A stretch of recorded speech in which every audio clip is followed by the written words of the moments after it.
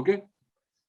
And let's discuss about the other thing important, that is access.log. Then we have request.log, and then there is audit.log. These three are pretty important to do any security check and to do any performance check. Like if you want, okay, the performance is not good and you wanted to see which all pages are consuming how much time, plus any security related, any threat related, that okay, which user access which instance at which time and from where, all those also information can be accessed through access, audit, and request log. So firstly, let's discuss about the performance.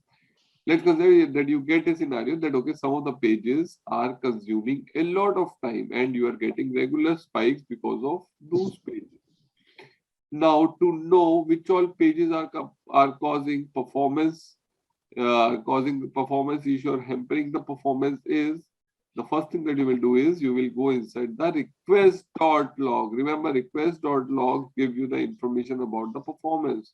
It's not that okay, it will say the performance is good or not, but it gives you the time taken by each request to serve a page. So any page that is requested will be served, and the information for that will be logged inside the request.log. So here if you see that there are so many requests, so many requests, like you can see, and here it says, see, this is the time, date and time, and this inside the bracket is pretty important, that helps you identify each and everything. So this is my thread ID. So my thread ID is 10882. What you best do is you double click this. So here you can see this is the request for this and this is the response. So what it said is, because through arrow only it is indicated. So it says when the request is made, it was a get type of request and the request was made to this URL and it was then served to us. The important thing is that I match the thread ID. So here in the thread ID, I said, okay, it is returned back with a 200 response and the response type is this. And the important thing is how much time it took to serve that request. Okay. So performance related things, any performance that okay, which page consumes how much time. So here you can give the request and the response, like this is the request and this is the response. So when the response came, it was okay 200. That's pretty good because you get a 200, and it took 3 seconds to return the response. Sorry, one more time again. That thing in the bracket, what was that? That is thread ID. Thread ID. So every request that comes would have a thread number. You go inside some hospital or somewhere, you get a token ID. So similarly, when a request comes, it gets a thread ID that okay, it is being given a thread to execute or to run on our server. Now every thread that will get started would have a unique ID. So this is the thread ID to know okay, what was the request and what was the response. So here the request was being made and here the response is returned with 200 and all that. Okay? Yes. You can ask questions if you have any. No, it's okay. Okay. So this was my request.log, which helps you identify the performance. The next is the audit. Okay, audit is empty. That's pretty strange. Okay. I will check why is it empty.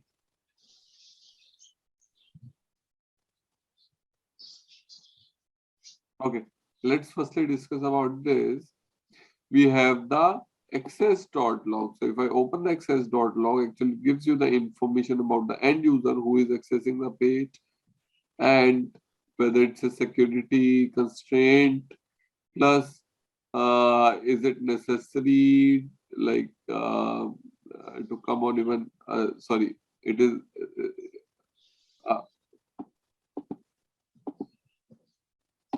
just a minute.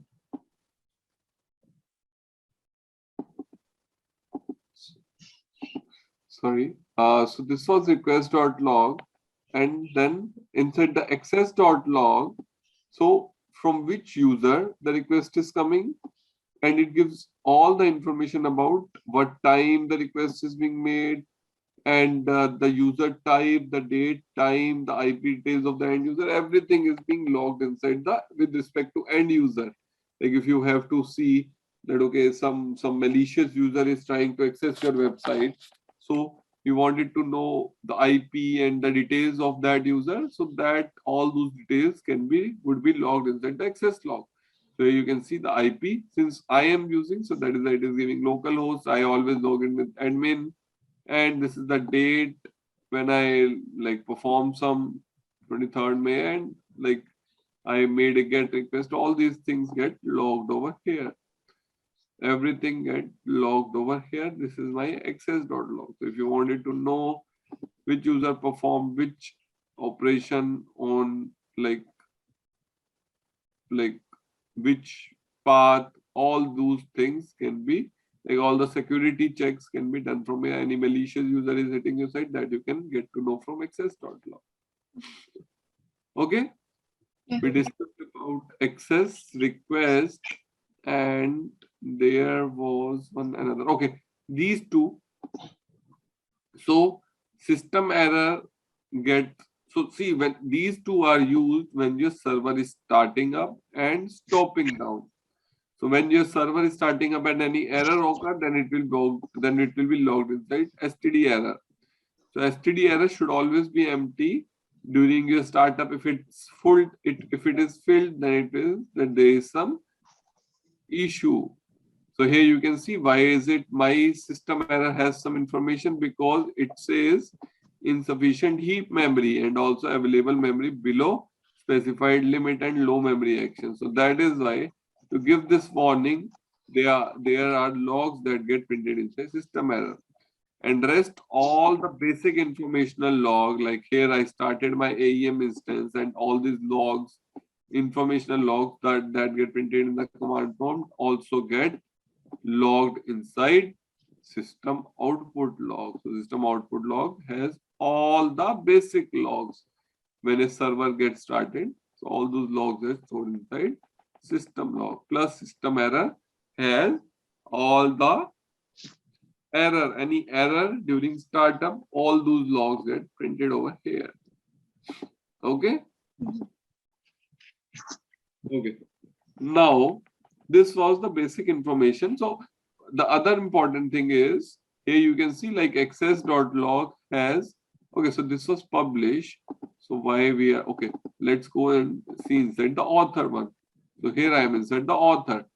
So if I go inside the access, okay, this is the audit. Okay, so history.log. This history is also pretty important. History log actually tells which user performed what type of operation and on which page. So here you can see, since I logged in as the admin and I performed view operation on this particular page at this time. Now let me do one thing. Let me create a new page by the name new test page. So that information will also be logged over here.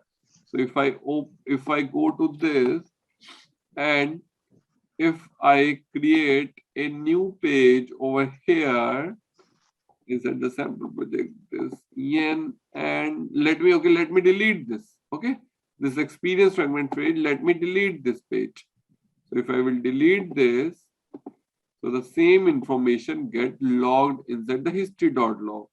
If I open this, you will see, yes. So here you can see this information gets logged over here. I deleted this thing. So that is why, just reload it. Yeah.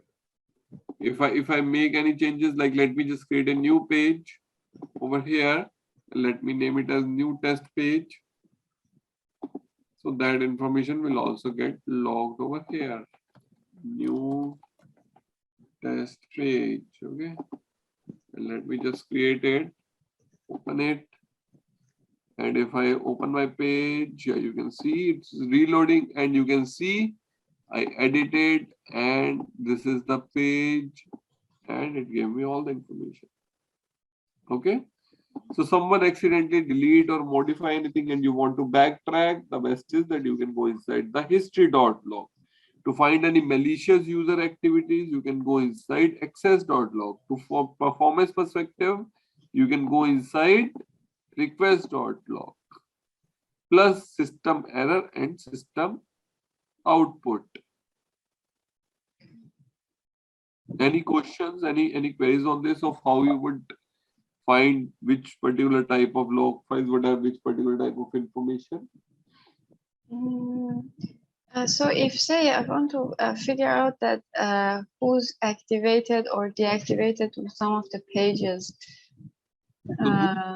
Since those are operational related, so those information will go inside error log only.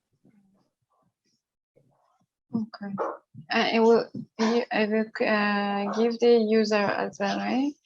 The username. Who did what? So what you said, come again, sorry. I mean, in this one, it would give us the username as well, right? Like who did what, like who deactivated the page. That information either you get it from access.log or history.log. So if you want to get the information related to which user performed which type of work, that can be seen from history. And if you want to see more inside detail, like which user from which IP performed action on which page and all those things, like from where the request came, all those things can be seen over here, access.log. Like if I open this access.log, you would see a lot of information. Let me just open this again, access.log.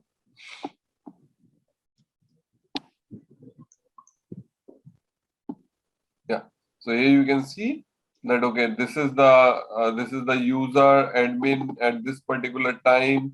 The request came. It was a GET request to this URL, and it was an HTTP request. The response was 200. I don't know what is this 103, and the request was made over here. From which browser the request was being made? The Windows, everything get logged over here.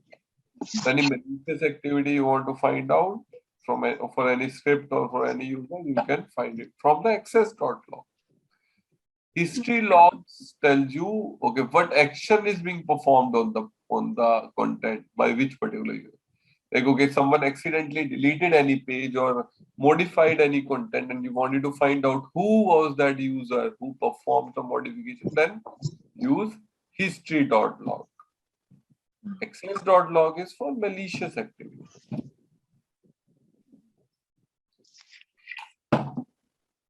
Questions? Okay. Okay. Yeah. Okay. Also, if I go inside my system console, config manager, configuration manager, if you remember, so not system console, and here you can see below link, you have a link that is log support. So here you can go inside the log support, and here also you can see all the logs.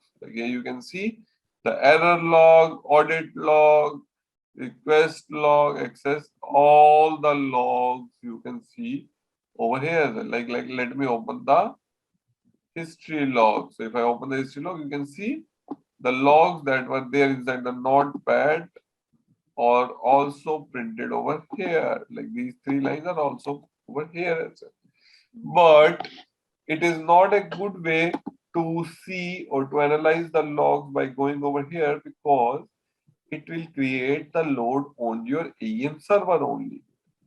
So better is that you see the logs from the CRX Pack Manager, logs, and then which type of log file you want to see. So inside the CRX folder again, and then inside the logs, you have all the necessary logs.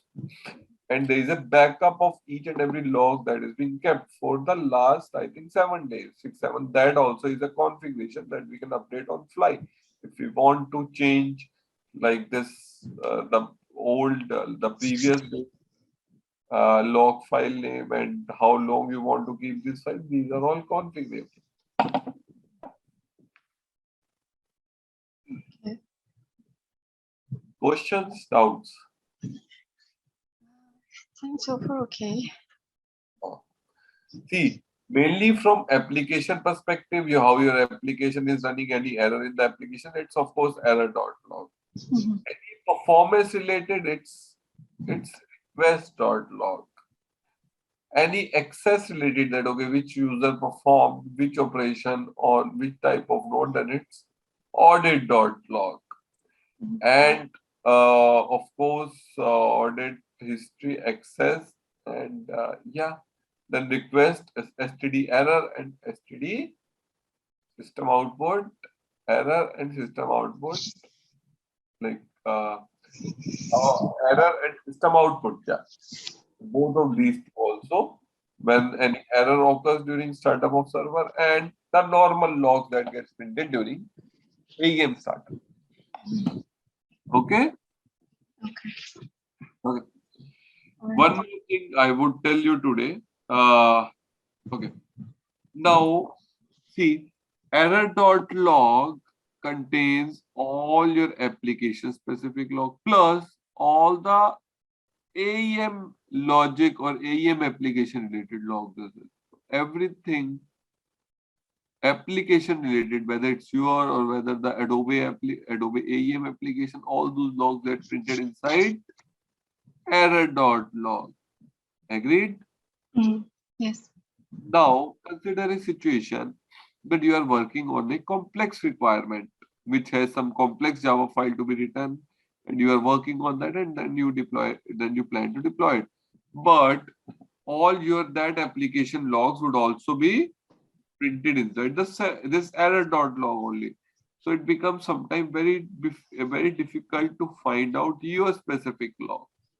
So what you can do is AEM also provide a functionality where you can create your custom log file.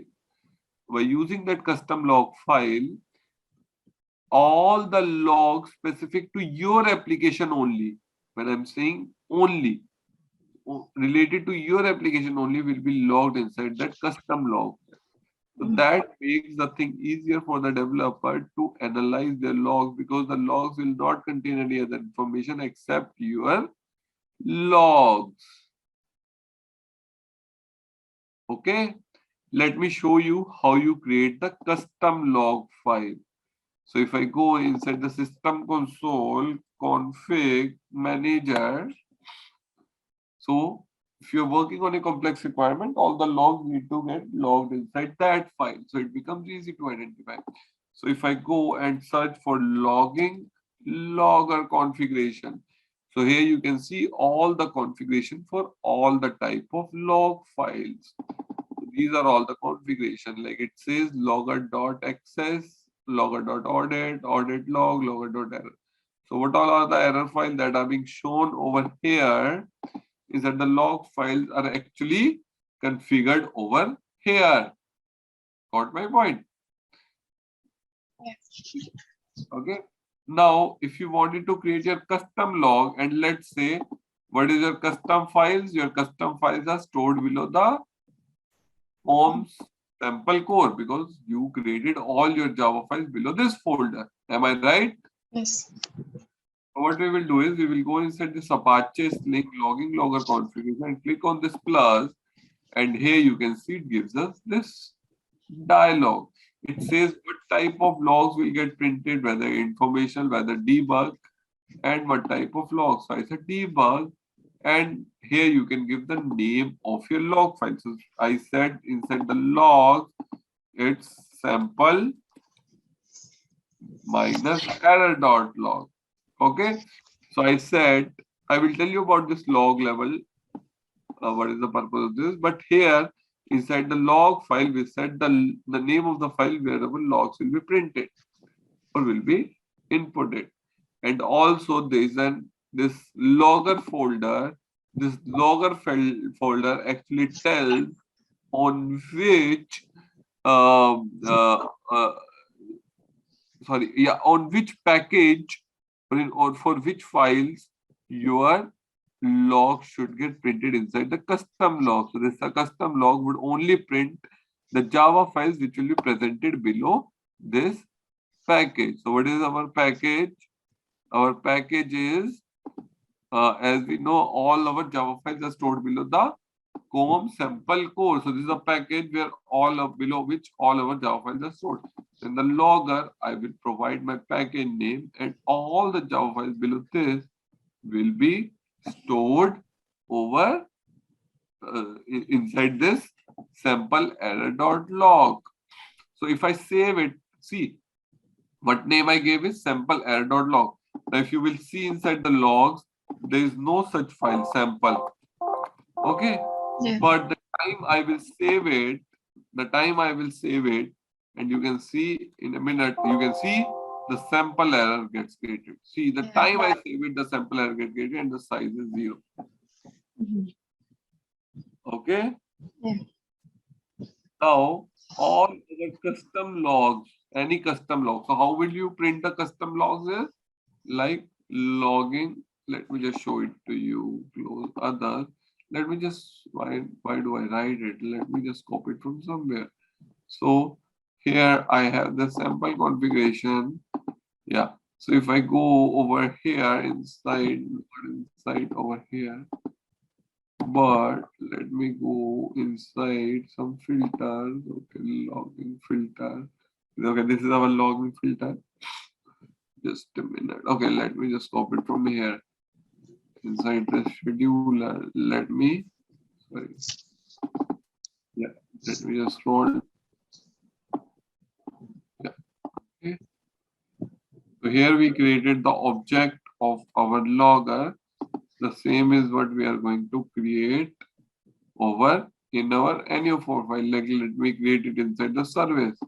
So here this is my service, and I created the object of my logger over here.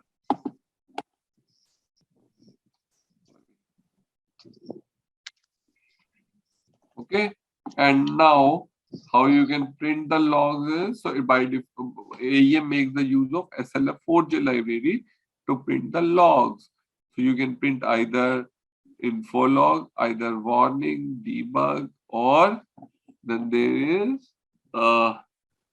info, warning, debug. Yeah, there is one more I will tell you. So here, if I will show it to you now. Even like here, if I go inside this get full name or get URL, what I will do is I will use the logger dot. So here you can see debug. Either you can print debug, you can print error type of log, you can print info type of log, or trace also, trace and warning. So if I wanted to print debug log, so if you remember the log file that we created was, what was the name? Logging logger. So over here we created this as our custom log, and what we did is we gave the log level as debug. Okay. So here what I'm saying is, since the level is debug, so it means our Java file would have, if any debug log, that will be printed, and info, warning, error. So all these type of logs till debug will be printed because it's a log level. Okay, since it's a log level, and if I selected it as debug, then all the debug, informational, error, and warning message will be printed and not trace. Consider if the log level is information, then the logs of type information, warning, and error only will be printed. Okay, so if I use this as debug, and here in my code, if I say logger.debug and whatever you want it to stay inside debug of get user details. Okay. Similarly, let's print the other ones as well. So what type of logs are there? Here, if we can see, one is debug, then we have info, warning, error. Let me make it as trace. Okay, so trace, debug, then info, then warning, and what was the last one? What was the last one? Error. Okay. So this way, you can use different log levels to print different type of log. So log level has its purpose, like debug, info, warning, error message you will also printed inside a try catch exception block. If some exception occurs, then only you will use the trace this logger dot error.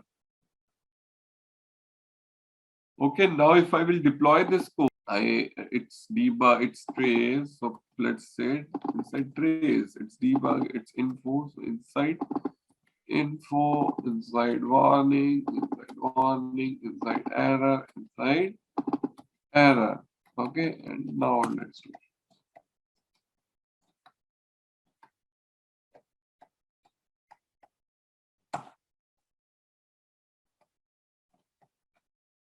Okay, so what I did is I created this custom log file so that all my application specific. How did I made it as application specific? By using this logger property.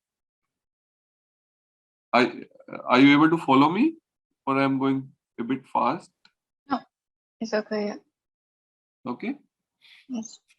To print your logs files related to your custom application, you use this package name inside the logger property. And here we give the name of our custom file, and then this is a log level which says what all type of logs that you want to print inside your log file. And this is how we print or we display logs. Yes. Whatever, like here, debug will be used in case if you want to debug application. Error will be used, of course, inside the catch block. Warning will be used, like basically see, you can use any type of log at any place, but there is a proper place to use a particular type of log level. Like of course, if you use the logger dot error inside any simple start of method, of course, it doesn't make any sense. It will give wrong information to some other developer who will be reviewing the logs. Okay. Similarly, info log will be print like at normal when method start and method ends. Debug log are being used when you want to debug some application. If application is failing and you wanted to debug, where exactly is it failing? Okay. Always on prod instance, it is being said that you set your log level to info. Okay, and no above it, not above it, because if you set the info log level, then all the info and warning and error logs are printed, but not debug and trace. Okay. So on prod, always remember you should set your log level as info.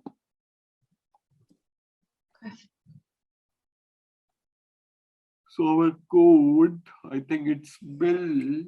Let's just see what was the name of our method. We get URL details. Let me just refresh my this. Where is my page? This page. Okay. So if I will refresh my this page, just refreshed. Of course, I know it has this component which is calling my model, and my model is calling my service where my logs are getting printed. So if I open the logs and it is still empty. Yeah, here you can see the sample error has some text because it has some size. So here, let's see if these errors are being printed. Now, since my log level, what is my log level? Log level was debug. So this log should not be printed, but this trace one should not be printed, but all these four should be printed. Do you agree with me? Yes. So if I copy this and search it inside the log file, yeah, you can see it's over here. It's over here. Then the next one. This was debug of user details. Okay, let me just copy this. Print this. This is debug. This is info. This is warning. This is there, but there is no trace. And also you can see this type is debug. The type is info over here. The type is warning and type is error. And now see at runtime, sometime on prod, if you are getting some error, and on prod we always know that the log level should be information. But if you wanted to see other type of logs as well, just at that time just change the log level to some other, and save, and immediately you would be able to see your trace logs as well. Like if I do this and if I go to the bottom, let me just hide this.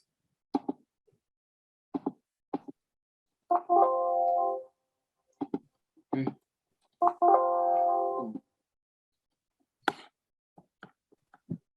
I think I have to refresh it. I missed to refresh. Yeah. Let me just open and close my dialog.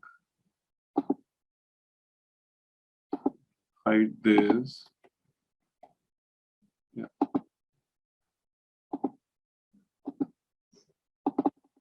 Yeah. So here you can see the trace logs have now also been printed. Because I changed my log level. Yeah. So by setting the suitable log level, those and the logs below that will be printed. Logging logger. So here I have this, and what I did is I made my custom error log, my log file, sample error, and what I said is that all the Java files below this package, the logs for all those files should get printed inside my this particular file. So it becomes easy that okay, it will not go inside the error.log, but it will come separately inside this log file. So it becomes easy for the developer to check the logs, and the logs doesn't get mixed with the other functionality logs. Okay. Yes. Okay. And how would you use logs in your code? Just use the SLF4J library, the one that we used over here. So if you see over here, it is an SLF4J, ORG SLF4J library. Just create the instance, this variable, and use the different type of logs methods, whether trace, debug, info, warning, error. Error, of course, we use instead the catch. Warning is being used. See, warning, when do you think warning will be used? Warning will be used when some API has been deprecated and you know that the API is deprecated. You like your custom code is deprecated or is like out of scope code, but you do not want to delete it. So you can print an logger.warning. So when some other developer will come and see this type of warning log in the log, so you will be able to know that okay, as of now it's okay, but I have to upgrade this code because this is a warning. Because this is a warning, and anytime in the future it can get converted into error. Okay, but this can cause issues. Info log is simple, like starting of the method, ending, some basic information like info log. Debug basically is printed at a lot of places to debug where if your application is failing, maybe you best is you put the debug logs at multiple location, and that way you can get to know what is the value coming. And on production, we always set the log level as info and not debug, because we use a lot of debug logs inside our code. Only in case if something is breaking in the middle or production, then just quietly change the log level to debug. Because if you always set the log level to debug, then a whole lot of logs will be printed on the production server, and it will reduce the size, or it will take a lot of size on your production server machine. Yeah. Always keep the size. To keep the size as less, use the log level as info. Okay. So we discussed about firstly the different type of log files, the error log file, the history log, audit log, and request log, and system output and system error. What is the purpose of those? Under which circumstance you should use which one? Okay. Now the most important one was the error one, because all the application related logs get printed over there. But if you want your application, your specific application should get printed in a separate log file, create a custom logging logger configuration. Okay. Yeah. Any questions, any doubts? So far, okay. Okay. I think it's enough for today. Okay. Thank you so much. One last thing which I wanted to tell you was this, a very basic thing. If your application is failing, somewhere your code is failing, the first thing that you should do is you should go inside System Console bundles, and here you should see that all your bundles should be in active state. Here you can see one bundle is in installed state. That means that bundle would not be working and would have some issue. So here you can see this AEM modernized tool, although it is an out of box, or you can say some AEM utility, it is in installed state, but it means that the functionality that this AEM modernized tool provides will not be working on your current instance. So one thing you have to make sure that your bundles, your custom bundles and your out of box bundle, like your custom bundle was the sample one. So here the sample bundle should always be in active state. If it's not in active state, it means it is not working and there is some issue. The second important thing is if you go inside the configuration, here you have the third, this components, the second option. So it gives you an information about all your services that you have created and tells you if your services are in active state or not. Like we created our sample service. So this sample service would be listed over here. And if I show you sample service, yeah, sample service and all the out of box service are listed over here. And always remember that your service again should be in active state. If it is not in active state, it means there is some issue. Like here you can see some out of box service, it's in satisfied state. If it's in satisfied or unsatisfied state, it means your service is not working. So somewhere if you feel that okay, your code is not working and mainly in your code it is your service, then go inside the system console components and here see if your service is in active state or not. Okay, and also if it is not in active state, then you can click over there and you can get more information why it is not in active. So here you can get some more information that okay, activation has been delayed and it's enabled. Like you can maybe you can get some more information from here. Okay, and still if you're not able to do get it, then what you can do is you can try to start it. Like here it is in satisfied, you can try to start it. It is in the background, it is getting started. And in the error.log, see, because it is an out of box Java AEM provided, so all the logs related to this will be printed inside error.log. Okay. If you want to print this, the logs for this in a separate log file, just copy this package name, like this package name, and create a separate error custom log files in the logging logger utility. So here you can at least go inside the error logs and try to see what exactly is breaking and why your this service is not getting started. Okay. Okay. One more thing, most of the time this also tends to be the issue is that you always after your deployment, when your multiple modules gets deployed, is you always make sure you check after deployment that all your bundles, like here you can your bundles get created in a categories form, like here. So our mine one is inside the com.sample. So always make sure that all your bundles should be in installed state. Like if I click over here, it says reinstall. Like here it says, like here you can see it is in share.